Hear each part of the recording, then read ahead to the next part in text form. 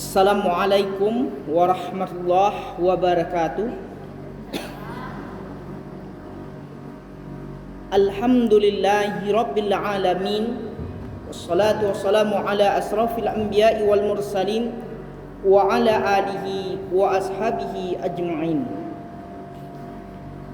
Ashhadu an la ilaha illallah wa ashhadu anna Muhammadar Rasulullah. Allahumma rabbi israh li sadri wa yassir li amri wahlul 'uqdatam min lisani yafqahu qawli. Ibu-ibu yang dirahmati Allah, pada kesempatan yang berbahagia ini kita lihat surat Al-A'raf ayat 179. Di dalam surat ini Allah menerangkan tentang isi neraka jahanam. Mengapa mereka memasuki neraka jahanam? Di mana pada ayat yang ke-179 Allah jelaskan, A'udzubillahi minasyaitonir rajim. Bismillahirrahmanirrahim. Walaqad zaraqna li jahannama katsiran minal jinni wal ins. Lahum qulubun la yafqahuna biha wa lahum a'yunun la yubsiruna biha wa lahum azanun la yasma'una biha ulaika kal an'am bal hum adall ulaika humul ghafilun. Surat Al-A'raf ayat 179. Ibu-ibu yang dirahmati Allah, alhamdulillah Allah pertemukan kita kembali di tempat yang mulia dan di tempat yang baik.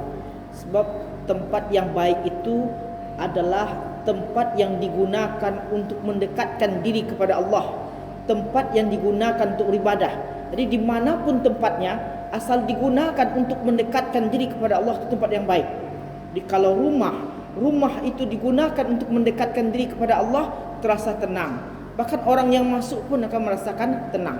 Di semua tempat yang digunakan untuk mendekatkan diri kepada Allah, tempat itu akan menjadi saksi dan akan menimbulkan ketenangan. Apalagi di masjid-masjid, ya. Di hampir semua masjid orang beribadah mendekatkan diri kepada Allah. Bahkan salah satu adab masuk masjid itu adalah adanya solat sunat tahiyatul masjid. Yang namanya tahiyatul masjid, solat sunat sebelum melaksanakan semua aktivitas lain, itu dalam rangka memuliakan masjid. Kita lihat ayat ini. A'udzubillahi minasyaitonir rajim. Bismillahirrahmanirrahim. Walaqad, wa itu dan, laqad itu sungguh dan sungguh, ya. Walaqad dan sungguh, zaraqna, kami akan penuhi. Jadi Allah terangkan, Allah panggil kami dalam ayat ini, sungguh kami akan penuhi, ya, li jahannam, bagi neraka jahanam itu, katsiran, dengan kebanyakan. Diisi neraka jahanam itu dengan kebanyakan, minal jinni wal ins, dari jin wal ins dan manusia. Jadi ayat ini menerangkan neraka itu akan dihuni dengan jin dan manusia. Jin itu terdapat dalam Al-Quran, ada surat jin, surat yang ke-72. Al-insan, insan itu ada dalam Al-Quran surat Al-insan. Bahkan dua, ada surat An-Nas. Jadi manusia ini ada dua sebutannya, ada insan, ada An-Nas. Kalau yang An-Nas sering kita baca, qul a'udzu birabbin nas, malikin nas, itu kan An-Nas semua. Nah, Allah terangkan sungguh neraka jahanam itu akan dipenuhi dengan jin dan manusia. Apa penyebabnya? Di sini diterangkan ada 3 penyebab manusia memasuki neraka jahanam. Penyebab pertama, walahum azanul la yasma'una biha. Kan? Walaqad zaraqna li jahannam katsiran minal jinni wal ins lahum qulubun la yafqahuna biha. Lahum, bagi mereka, qulubul la yafqahuna biha, mereka mempunyai hati, tapi dengan hati ini tidak digunakan untuk mengingat Allah. Mereka mempunyai hati, tapi hati mereka untuk dekat kepada selain Allah. Sebab ibu-ibu yang merasakan tenang, bahagia itu kan di hati. Orang katakan ala bizikrillahi tadma'ina qulub. Hanya dengan mengingat Allah, hati itu akan menjadi tenang. Sekarang hati itu jauh dari Allah. Kalau hati itu jauh dari Allah Subhanahu wa taala, maka salah satu penghuni neraka jahanam. Mereka mempunyai hati, tapi dengan hati itu dia tidak pernah merasakan kebesaran Allah dan tidak pernah merasakan tenang dan dekat dengan Allah Subhanahu wa taala. Salah satu yang membuat umat Islam itu tenang adalah ketika beribadah dan menyebut nama Allah. Contoh, bisa ibu-ibu tanya hampir semua orang yang pergi ke Makkah. Tanya ke sana, bagaimana pengalaman mereka ke Makkah? Rata-rata orang yang ke Makkah itu ingin balik lagi. Kenapa mereka ingin balik lagi? Mereka merasakan ketenangan, mereka merasakan kedamaian, mereka merasakan bahagia di sana. Ya, bukan berarti mereka menghabis-habiskan uang. Ada ketenangan yang tidak bisa diceritakan. Di tempat itu mereka berzikir, di tempat itu mereka solat mengingat Allah. Padahal semua tempat bisa untuk solat, tapi ada kelebihan Makkah dan Madinah. Ya, dalam sebuah hadis diterangkan nanti di akhir zaman ada beberapa daerah yang tidak dimasuki oleh Dajjal dan dianjurkan kita tinggal di 4 daerah itu, ya, termasuk daerah Sam, Yaman, ya. Kemudian ada 2 daerah yang tidak dimasuki oleh Dajjal, yakni Makkah dan Madinah. Jadi dimanapun kita berada, ibu, kalau hati tenang, insya Allah kita bahagia. Baik itu di kampung maupun di desa pun dimanapun, yang penting hati itu tenang. Kunci hati itu tenang adalah dekat dengan Allah Subhanahu wa taala. Ya, kalau jauh dari Allah Subhanahu wa taala itu payah. Ya. Ini yang pertama, ya. Yang menyebabkan isi neraka jahanam itu mereka mempunyai hati, tapi hati mereka tidak digunakan untuk dekat dengan Allah Subhanahu wa taala. Jadi ibu-ibu yang dirahmati Allah, kita berfikir dari pagi sampai sore, apakah hati kita sudah mengingat Allah? Maka sekarang ini muncullah zikir pagi dan sore. Itu dalam rangka mengingat Allah.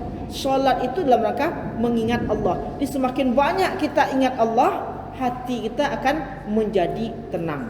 Ini yang pertama. Yang kedua, isi neraka jahanam itu adalah walahum a'yunul la yubshiruna biha.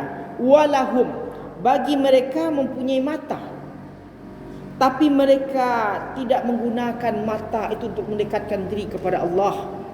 Mata ada tapi tidak pernah digunakan untuk melihat kekuasaan Allah. Mata ada tidak pernah digunakan untuk membaca Quran. Ada kesaksian orang, ibu-ibu, di akhir hayatnya matanya masih tetap terang, dan salah satu kuncinya dia rajin baca Quran. Ya, rajin membaca Quran sehingga ada pengaruhnya terhadap mata dan pemikiran. Salah satu penyebab orang tak pikun itu karena rutin baca Quran, rutin. Ya, rutin arti kata setiap hari dia baca Quran. Ada yang sampai 1 juz. Saya pernah menjumpai jamaah umurnya sudah 70 tahun.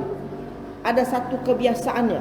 Kebiasaannya ini mungkin setelah dididik dari kecil, maghrib, isya tu ngaji. Sudah subuh tu ngaji. Memang habis maghrib dia rutin ngaji. Habis subuh dia rutin ngaji. Ya. Karena itu kebiasaan ini tidak ditinggalkan sampai di usia tua. Sehingga di usia tua, ya, pikiran dia tetap jernih, ya, dan matanya masih bisa melihat Al-Quran karena rutin mengaji tadi, ya. Jadi hendaklah mata kita gunakan untuk melihat kekuasaan Allah, jangan melihat yang salah, karena sumber dosa banyak masuknya melalui mata, ya. Jadi mata ini kadang-kadang kita tenang melihat kekuasaan Allah. Jangankan itu, melihat yang hijau-hijau saja mata menimbulkan ketenangan tersendiri. Yang tidak boleh menggunakan mata untuk maksiat dan dosa. Ini yang kedua penyebab orang masuk neraka jahanam. Berikutnya adalah walahum azanul la yasma'una biha. Walahum, dan bagi mereka mempunyai telinga, la yasma'una biha, tapi telinga mereka tidak mendengarkan ayat-ayat Allah, tidak mendengarkan nasihat. Ya, kadang-kadang ada orang ketika mendengar ngaji sakit kepalanya, mendengar azan sakit kepalanya. Orang yang ngaji dia yang sakit kepalanya, orang yang ceramah setan menutup telinganya itu. Jadi telinga kita ini kita gunakan untuk yang baik-baik saja. Insya Allah akan menimbulkan ketenangan di batin kita.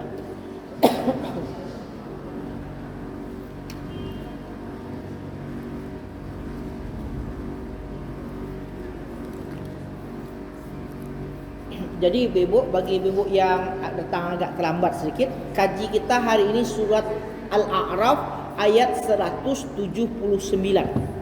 Nah, dalam surat ini Allah jelaskan isi neraka jahanam kebanyakan jin dan manusia.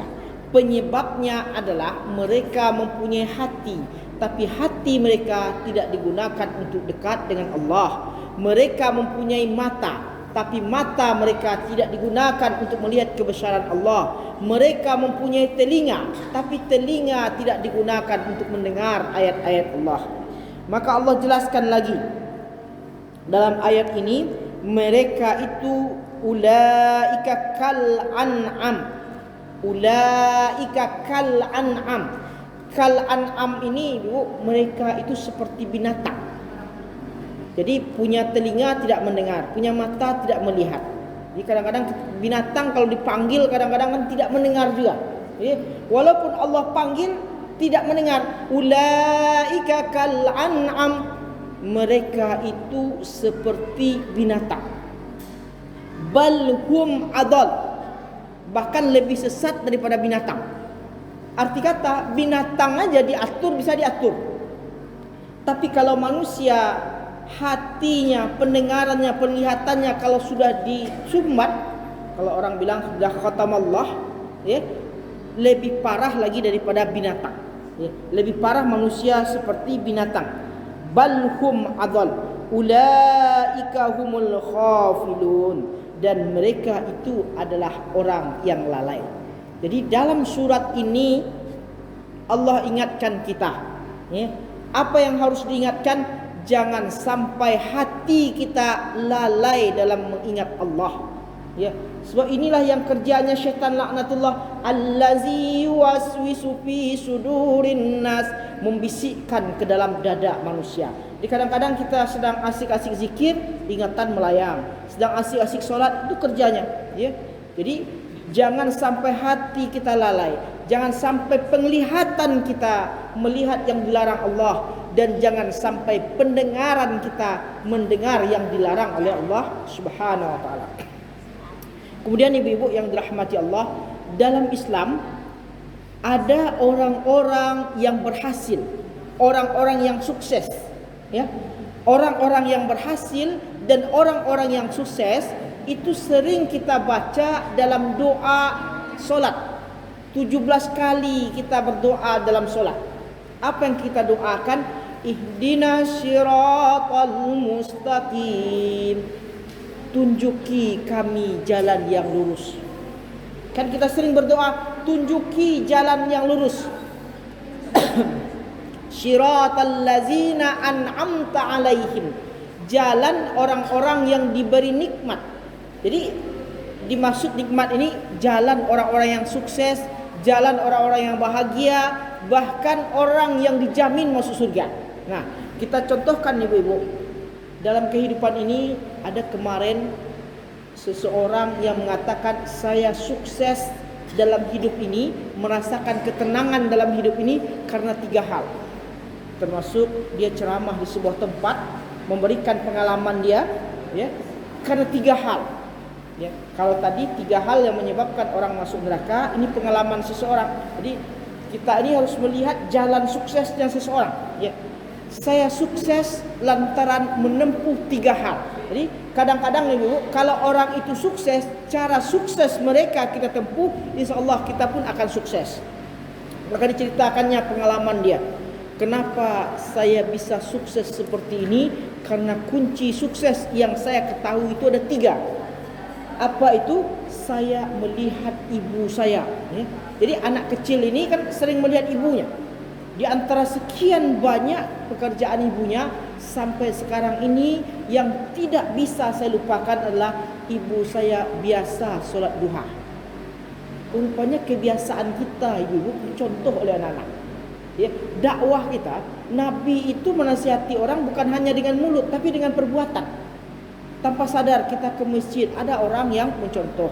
Ya, walaupun kita tidak berdakwah, kita ngaji, kata orang, contoh yang kayak Syanu, ya. Jadi diam-diam dia mencontoh ibunya. Apa yang dicontohnya? Ibunya itu setiap hari rutin solat duha. Solat duha ini ibu memang solat sunnah. Tapi di antara sekian banyaknya solat sunnah, solat yang membuka pintu rezeki itu adalah solat duha. Solat yang mendekatkan kita kepada Allah, salah satunya solat duha. Termasuk solat syuruk di pagi hari itu kan duha awal, ya. Dan dibolehkan kita solat syuruk itu pagi hari. Habis kita bermukim kita solat. Nanti jam 9 kita solat boleh juga. Jadi diperhatikannya. Ada satu kebiasaan ibunya, sehingga kenapa ibunya sabar, ada masalah tenang. Ternyata kunci utama ibunya sering melaksanakan solat duha. Ini yang pertama ibu. Jadi bagi ibu-ibu yang selama ini kurang melaksanakan solat duha, kita lihat kalau kita seandainya mencontoh orang-orang yang sukses, jangan kita melupakan untuk solat duha. Ini yang pertama kesuksesan. Yang kedua, ini pengalaman dia.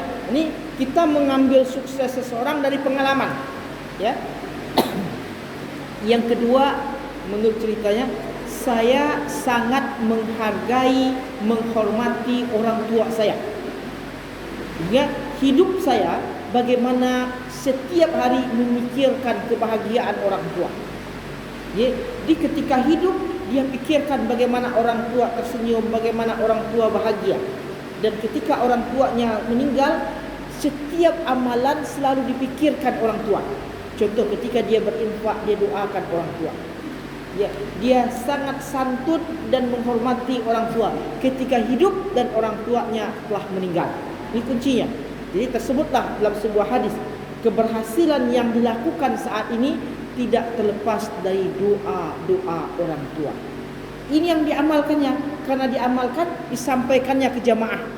Kunci keberhasilan saya tidak lebih dan tidak bukan adalah saya mendoakan, memuliakan orang tua saya, ya, masa hidup dan setelah meninggal. Dan yang ketiga, ini yang kadang-kadang orang anggap remeh dan anggap enteng. Yang ketiga ini, apa yang ketiga ini? Saya sangat menyantuni anak-anak yatim, ya, sehingga setiap pergi dia, anak yatim selalu disantuni, ya. Yang jadi persoalan, anak yatim itu usia berapa? Kan gitu. Kan kadang-kadang ada orang umurnya sudah 30 tahun yatim juga, ya. Ya, anak yatim menurut tafsir Ibnu Katsir, menurut tafsir Ibnu Katsir sebelum usia balik. Sebelum usia balik berarti 15 tahun ke bawah. Yang paling afdalnya ketika mereka kehilangan kasih sayang. Arti kata ketika anak kita menangis, contohnya ada tempat mengadu. Tapi kalau anak yatim menangis, kemana dia akan mengadu? Jadi di saat-saat membutuhkan kasih sayang, saat kecil-kecil itulah yang disebut dengan anak yatim itu. Jadi ketika anak yatim yang kecil itu kita santuni, kita naungi, Allah akan menampakkan hasilnya di dunia sebelum di akhirat. Maka disebutkanlah 3 kunci yang membuat saya berhasil selama ini, dan salah satu faktornya adalah memuliakan anak yatim. Tentang memuliakan anak yatim ini Ibu dijelaskan dalam surat Al-Ma'un. Ya, mungkin kita sudah hafal surat Al-Ma'un ini, di mana Allah Subhanahu wa taala jelaskan, ara'aital ladzi yukazzibu biddin. Tahukah kamu orang yang mendustakan agama? Arti kata ibu, walaupun kita rajin sholat, rajin puasa Senin Kamis, sementara tetangga kelaparan, anak miskin tidak kita bantu, anak yatim tidak kita perhatikan, dijelaskan fazalikal ladzi yad'ul yatim, orang yang membiarkan anak yatim terlantar. Ara'aital ladzi yukazzibu biddin, tahukah kamu orang-orang yang mendustakan agama? Fazalikal ladzi yad'ul yatim, orang yang membiarkan anak yatim terlantar. Arti kata itu, organisasi Muhammadiyah ya, se-Indonesia pertama kalilah yang membuat panti asuhan. Kenapa? Dia melihat anak-anak terbengkalai, anak-anak itu dibikinlah panti. Ya. Betul-betul anak yatim yang masuk. Cuma sekarang ini kalau data di Dumai kadang-kadang gabung antara yatim dan duafa. Yang yatim itu memang betul-betul orang yang kehilangan kasih sayang. Itu yang kita bantu seutamanya. Ya. Jadi di Muhammadiyah lah yang disantuni. Setiap ada Muhammadiyah ada panti asuhan. Kenapa? Sejarah awal berdirinya Muhammadiyah dan Asia itu dibuka dengan kajian surah Al-Ma'un ini. Surah Al-Ma'un arti kata ibu, kalau warga Muhammadiyah sifatnya tolong menolong. Sekarang ini kan sudah berubah orang. Arti kata kalau zaman dahulu ada orang kematian, orang ramai-ramai makan. Istilah orang Minang mandigoari menuju hari. Kalau dalam konsep Muhammadiyah ibu, hadis riwayat Ja'far, ketika Ja'far sedang meninggal, tetangganya yang bawa nasi karena dia sedang berduka. Termasuk tidak boleh ya, kalau ada orang kematian, orang itu berhutang untuk menjamu orang. Kan banyak sekarang ini yang aturannya tetangga lah ya. Sekarang sudah ada di beberapa tempat kongsi-kongsi kematian. Kalau ada kematian dikongsi itu, mengurus semua perlengkapan jenazah, bahkan termasuk bergantian mengantarkan makanan. Jadi nanti kalau kita di ibu-ibu Aisyah kayak ini, kita terapkan lebih bagus. Minimal untuk jamaah masjid, ada yang meninggal, kita terapkan hari pertama siapa yang bawa nasi, hari kedua jangan sampai mereka berhutang untuk menjamu orang. Artinya minimal untuk keluarga-keluarganya tersendiri. Nah, inilah yang dikatakan anak yatim yang disantuni. Ketika anak yatim disantuni, arti kata ketika dia menangis, ketika dia meminta, orang bilang, oh, Ustaz, anak yatim itu kan nakal, Ustaz. Tentu ya nakal, Bu. Orang kehilangan kasih sayang. Sama dengan ini, coba perhatikan. Anak kita meminta sesuatu, tidak kita kasih. Ya, cobalah lihat. Apapun pasti dilemparkannya. Lihat anak kecil, ketika kita minta sesuatu, tidak kita kasih, kan marah dia. Sekarang dia menginginkan sesuatu, dia menangis, kemana tangisan itu yang akan ditumpahkan. Ya, makanya disinilah peranan kaum muslimin menyelamatkan anak-anak yatim tersebut, terutama daripada kehancuran. Ibu-ibu yang dirahmati Allah, jadi udah 2 teman kajian kita. Tadi kita buka dengan surat Al-A'raf ayat 179 tentang ciri-ciri neraka jahanam. Kemudian ada 3 contoh yang dilakukan oleh seseorang yang membuat dia sukses. Ya, sebab dalam Islam seseorang sukses kalau kita lakukan, kita akan sukses pula. Apa yang dia lakukan? Yang pertama tadi, dia melihat ibunya solat duha, dia senantiasa solat duha. Yang kedua, dia senantiasa memuliakan orang tua. Kemudian yang ketiga yang dia lakukan, senantiasa menyantuni anak yatim, terutama di masjid ini. Jangan sampai anak-anak yatim yang ketinggalan. Ada satu tradisi yang salah, Ibu. Pembagian anak yatim itu sekali setahun. Sebetulnya anak yatim itu butuh tiap bulan. Tiap bulan perlu. Ini sekali setahun. Dibagikan sekali setahun, sementara kas banyak. Sebuah kesalahan. Kalau perlu waktu-waktu sekolah, kebutuhan mereka itu ditanggung. Nah, ibu-ibu yang dirahmati Allah, sekarang kita melihat di samping itu ada satu kebiasaan kita yang sangat bernilai ibadah yang utama, itu sangat solat. Ya, apapun yang kita lakukan, amal yang utama itu adalah solat. Jadi kita tambah sedikit materi kita, ibu. Ya, dia ada 3 kelompok kajian kita hari ini. Pertama surah Al-A'raf tadi, kemudian contoh-contoh orang yang sukses. Kemudian 5 ganjaran bagi orang yang selalu solat di awal waktu. Jadi ibu, ada 5 keutamaan. Sebab siapa saja yang solatnya di awal waktu, Allah berikan pahalanya di dunia dan di akhirat. Allah berikan ganjaran.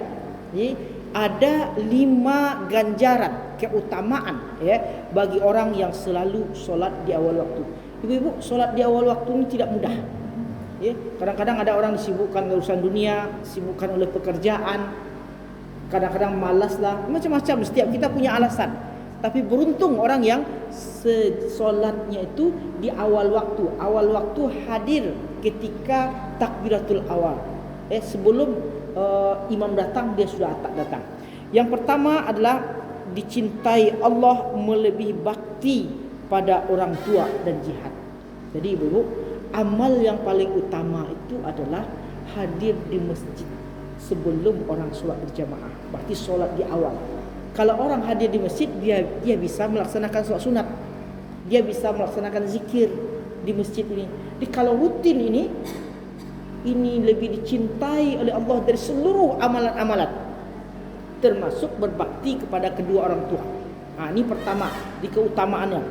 Yang kedua adalah Allah jelaskan balasannya adalah surga.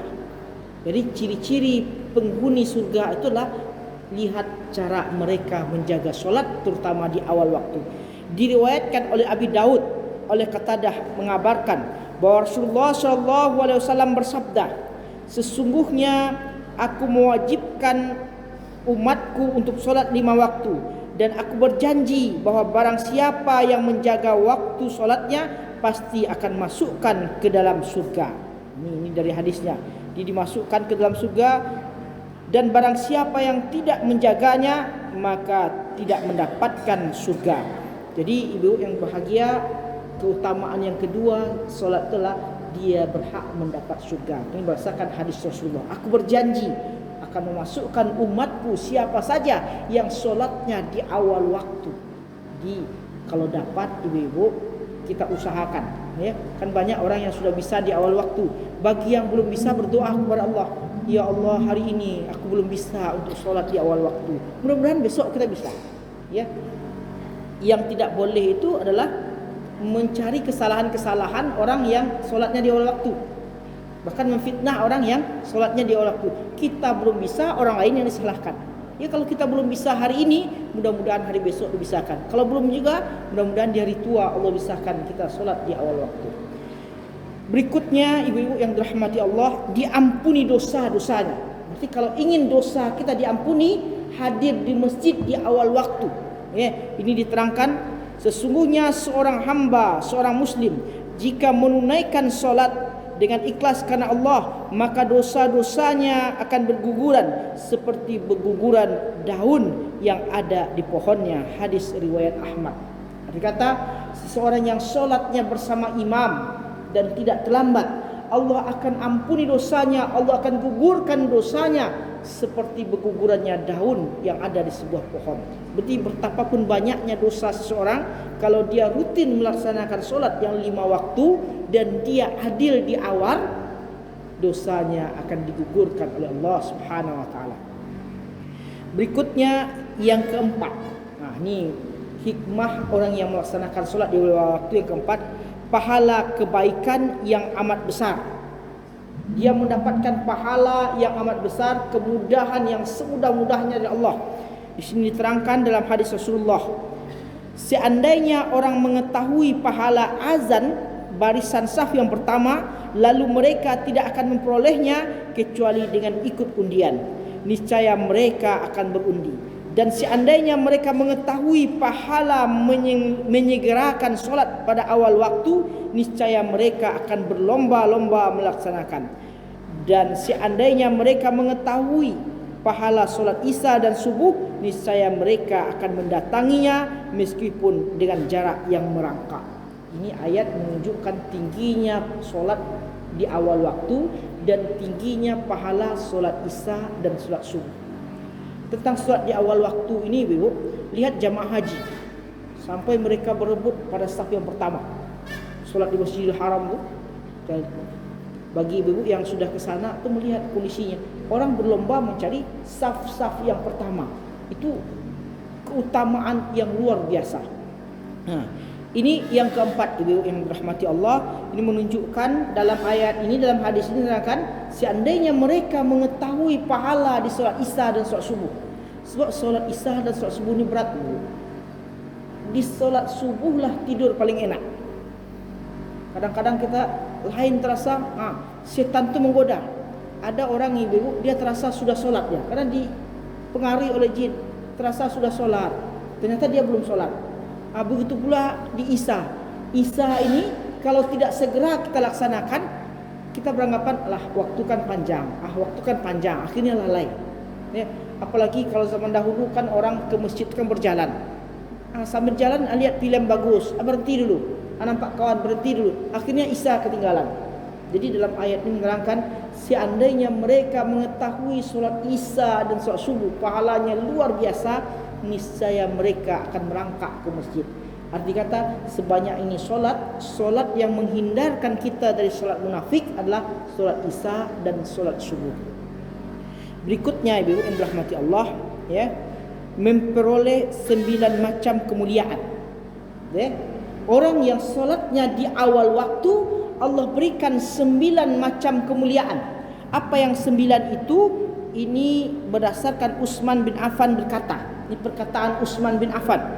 Ya, barang siapa yang selalu mengerjakan solat 5 waktu tepat pada waktunya, utamanya, maka Allah akan memuliakannya dengan 9 macam kemuliaan. Ini kata Utsman bin Affan, barang siapa yang solat 5 waktu tepat waktu, Allah akan memuliakannya dengan 9 macam kemuliaan. Apa yang 9 itu? Yang pertama, dicintai Allah. Berarti orang yang paling dicintai oleh Allah adalah orang yang solat. Orang yang solat itulah orang yang di awal waktu. Yang kedua, badannya selalu sehat. Ya. Allah berikan kesehatan. Rata-rata orang yang sehat, Allah berikan kesehatan yang luar biasa. Bahkan ibu-ibu, ada kesaksian orang-orang solat tahajud itu kalau rutin kita lakukan, berdoa kepada Allah, itu bisa menyembuhkan penyakit yang kalau menurut dokter tidak bisa sembuh. Banyak kesaksian orang. Jadi kalau ada penyakit, kita minta kepada Allah, Allah yang akan sembuhkan, ya. Allah yang akan sembuhkan penyakit kita.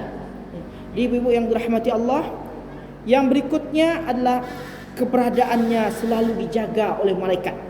Jadi dijaga oleh malaikat. Kenapa dijaga oleh malaikat? In kullu nafsin lamma 'alaiha hafiz. Tiap-tiap jiwa dijaga oleh malaikat. Ada kemarin yang di grup Muhammadiyah, seorang ibu-ibu yang meninggal pas ketika sedang pengajian, sedang baca yasinan. Jadi kan enak kita, Allah panggil kita di tempat yang mulia pas sedang mengaji ini. Pas pula di masjid pula, tempat-tempat yang mulia, dijaga oleh malaikat. Bahkan malaikat memanggilnya di tempat-tempat yang mulia dan di hari-hari mulia. Kalau hari mulia itu hari Jumat. Kalau tempat yang mulia itu tempat pengajian. Jadi kalangkah bagusnya kalau Allah panggil kita sedang baca Yasin, kita sedang baca Al-Quran, dia dari majlis ilmu, karena di bawah penjagaan malaikat. Berikutnya, rumahnya diberkahi.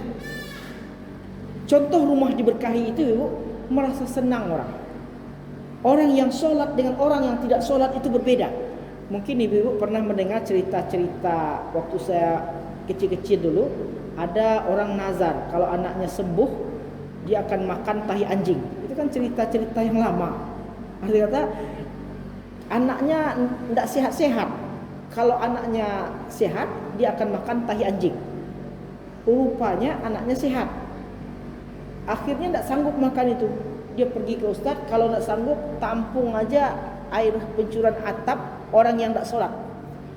Ya, itu cerita-cerita itu kan beredar aja. Beredar dengan masyarakat walaupun sumbernya tidak benar. Arti kata, orang yang tidak sholat, ya, rumahnya itu seperti kuburan, gelap. Tapi orang yang sholat diberkahi oleh Allah Subhanahu Wa Taala, diberkahi. Nah, ini hikmahnya, ibu. Orang yang sholat dia diberkahi. Ini yang keempat. Ya. Yang kelima, wajahnya menampakkan jati diri orang soleh. Dari wajahnya ini, coba ibu perhatikan wajah orang tua kita yang selalu sholat, yang selalu basah dengan air wudhu. Saya pernah melihat, ternyata air wudhu ini, ibu, berbeda dengan air cuci muka biasa. ya, ada cahaya yang terpancar dari air wudhu. Begitu pula setiap hari kita sholat, setiap hari kita berwudhu, di wajah itu akan berbeda. Wajahnya memancarkan cahaya orang-orang yang soleh. Bahkan salah satu tanda-tanda orang mati baik, wajahnya bercahaya. Kan kita bisa lihat ketika orang meninggal, nampak di wajahnya senang, kita melihat ada yang kadang tersenyum. Tapi mungkin ibu pernah melihat orang yang mati dalam keadaan suram, menakutkan, tapi orang tersenyum dia. Setiap orang memandang senang melihat wajahnya, melihat wajahnya senang. Dan salah satu wajah yang senang melihatnya adalah wajah orang yang selalu berwudu. Makanya ibu-ibu yang dirahmati Allah, biarlah habis bedak kita, biarlah habis minyak kita demi wudu. Karena ada ibu-ibu tu karena dia pakai minyak, jadi takut minyaknya hilang, sini aja ya wudu. Ini enggak. Kenapa? Karena minyaknya mahal. Dalam wudu, syaratnya wudu itu anggota wudu harus kena air wudu. Kalau tidak sah. Kita kadang-kadang lebih sayang ke minyak daripada kesempurnaan wudu kita. Itu merupakan hal yang salah. Ibu-ibu yang dirahmati Allah, berikutnya adalah tanda-tanda orang yang dimuliakan oleh Allah, ya. Di samping wajahnya menampakkan jati diri, hatinya dilunakkan oleh Allah Subhanahu wa taala. Hatinya dilunakkan. Arti kata, kalau orang solat dia bisa dibawa beria, dibawa musyawarah. Tidak keras, kata orang Minang kan karih kepala. Ya, hatinya itu bisa dibawa musyawarah, lunak. Untuk kebenaran dilunakkan, hatinya merasa lembut, ya. Berikutnya dipermudah saat jembatan Shiratal Mustaqim.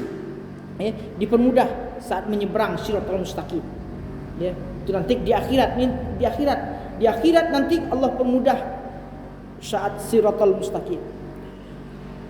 Berikutnya ibu-ibu adalah dia akan diselamatkan Allah dari api neraka. Di mana kita tahu Allah akan selamatkan? Dalam hadis Bukhari Muslim, seseorang itu lihat di akhir hayatnya, banyak orang yang rajin solat, Allah panggil dalam keadaan solat. Allah panggil, ada dipanggil dalam keadaan sujud, ada yang sedang baca Quran, ada yang sedang bersahadat, itu. Maka dipermudahkan oleh Allah Subhanahu wa taala, dia diselamatkan dari api neraka. Jadi yang diselamatkan dari api neraka itu adalah salah satunya adalah amalan solat. Berikutnya adalah Allah akan menempatkannya di surga, kelak bertetangga dengan orang-orang yang tidak ada rasa takut bagi mereka dan tidak pula bersedih hati. Jadi berikutnya Allah tempatkan dia di surga dengan orang-orang yang dia sukai, orang-orang yang dia senangkan.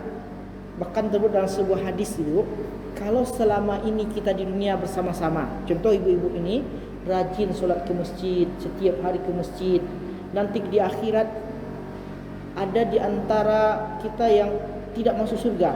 Jadi ditanya, ya Allah, dahulu kawanku sering ke masjid, sering berjamaah, ternyata tidak ada. Maka dalam hadis itu, betul dia temanmu di dunia? Ya, jemput dia.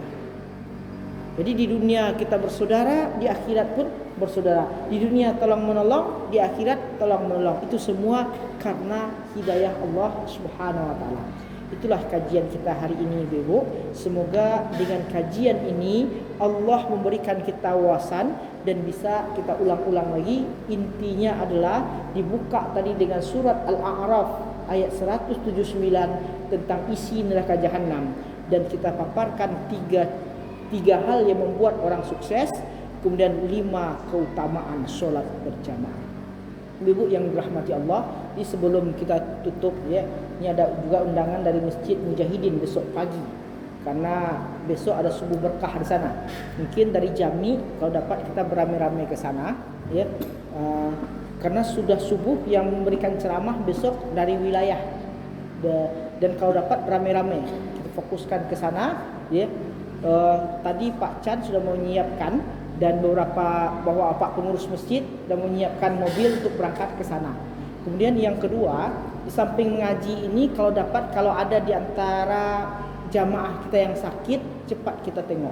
Ini ada Pak Sudirman yang sudah 2 hari dirawat. Jadi ibu-ibu silahkan berebut kapan yang terbaik menengok dia, karena menengok orang sakit itu pahalanya besar.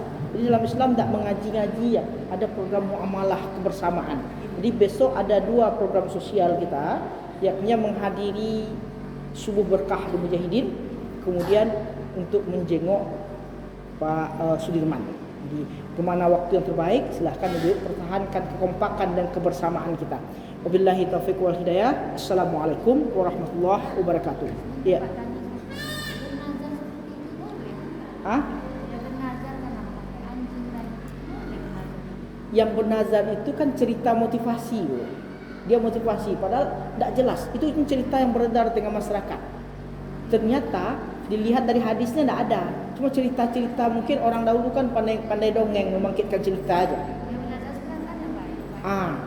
Bernazar itu yang baik. Kalau bertentangan dengan agama itu tidak boleh. Seperti memakan tai anjing, itu kan masak tai anjing juga. Jangan sampai kita meniru. Yang bernazar itu tidak bertentangan dengan agama kita. Ini contoh cerita di tengah masyarakat yang tidak punya dasarnya, gitu. Itulah ibu yang mulia. Kalau bernazar yang terbaik dan membantu ketaatan kita kepada Allah. Assalamualaikum warahmatullahi wabarakatuh.